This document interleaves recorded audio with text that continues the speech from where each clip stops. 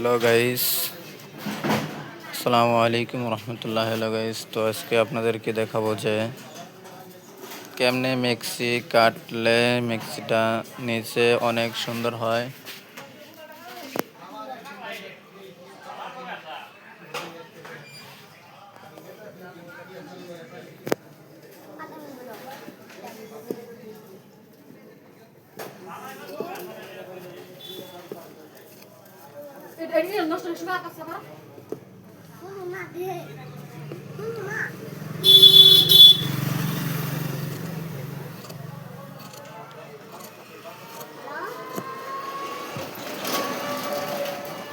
এরকম রাউন্ড কাটলে অনেক সুন্দর হয়।